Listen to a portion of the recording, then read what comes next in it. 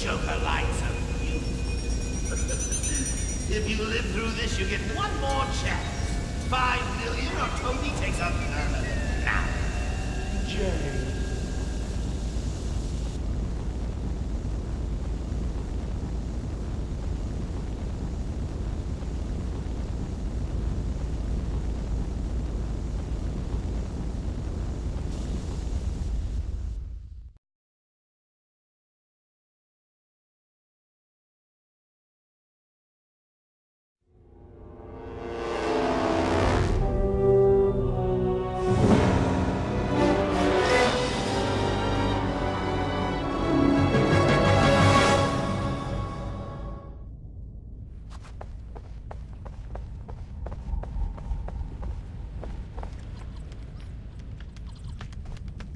Run a profile on this woman.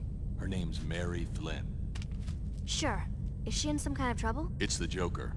And maybe more. Something about this woman doesn't add up. I'm gonna work on the obstacle course. Run Alfred's training program for me. Sure thing.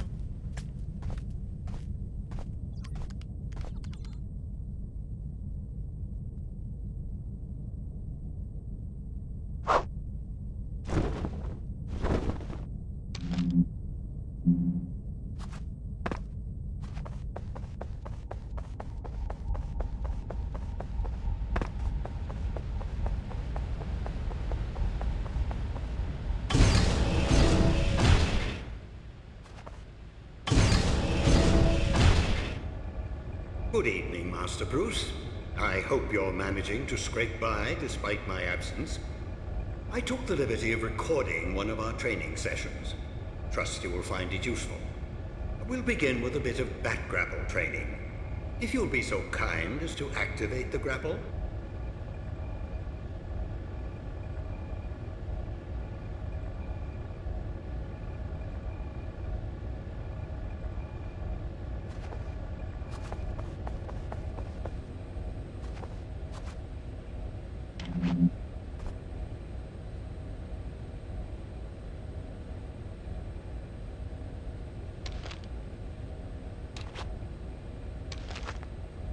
Very good, sir.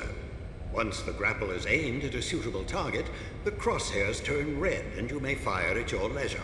Of course, you're still free to move about while the grapple is activated. When the cord has entirely retracted, the grapple will automatically release. I'd strongly suggest retrieving your equipment from the higher platforms before we continue with training.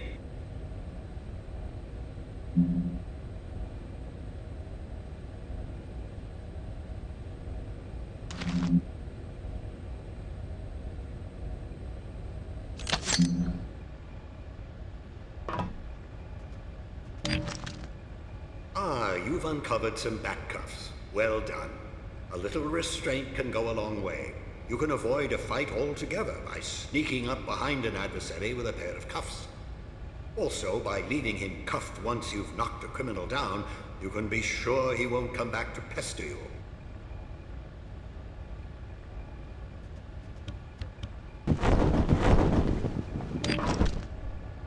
Good batarangs. Of course, you know how useful they are. Much better for disarming an enemy than knocking him out. Of course, with a little diligence and a handful of batarangs, you probably could render a grown man unconscious, but it is a bit wasteful. Very good, sir. You may want to use your cape for the return to ground level. By stretching it taut, you can glide quite a distance.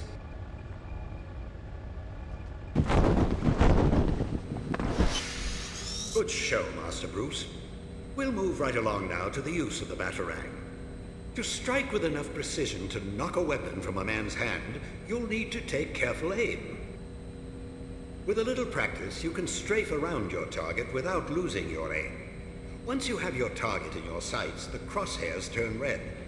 You can practice your aim on these posts. Aim for the bullseyes.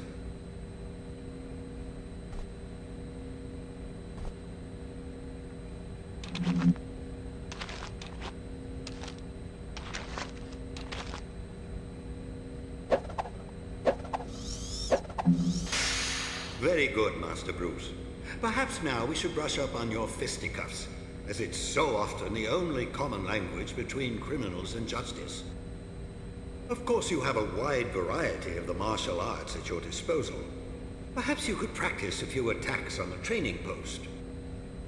You may find some of your opponents a smidgen more clever than a metal post.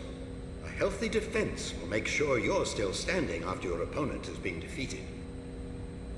There are few men in the world as skilled in as wide a variety of martial arts as you, Master Bruce, but there is only so much you could practice at home.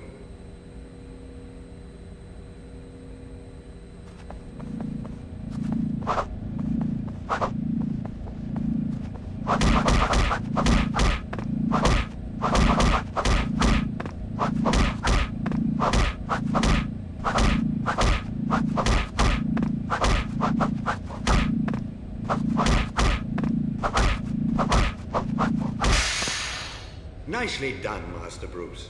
But fighting is not always the healthiest option.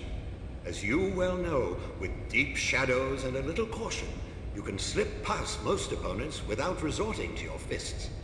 If you hug the walls, you'll have a better chance of staying in the shadows and out of sight.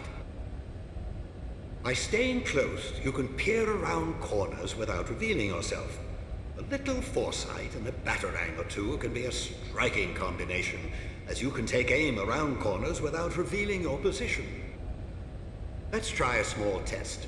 Use your stealth skills to slip past this sentry post. If you can turn it off by the switch on the opposite side of the room, you'll have beaten the challenge.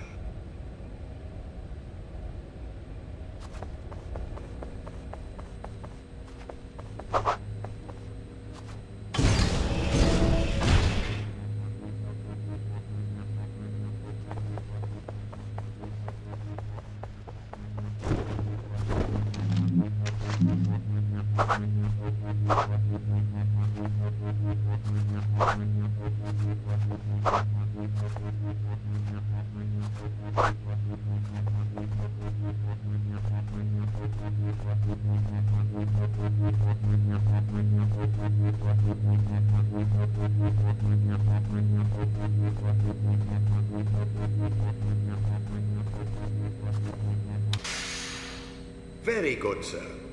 We'll move on to one final training sequence, this one to perfect your free fall. The challenge is to use your cape to slow or speed your fall as necessary. Trust yourself to grapple back to safety before you reach bottom.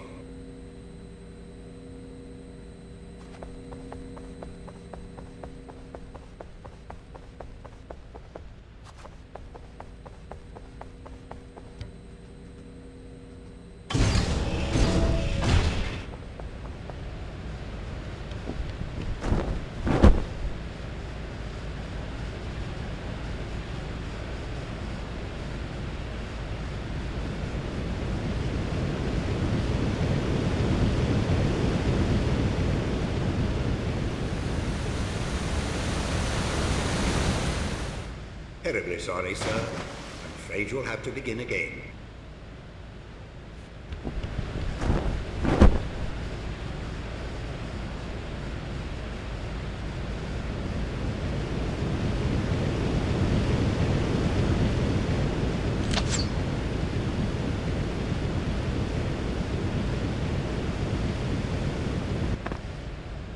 Wonderful, sir. That completes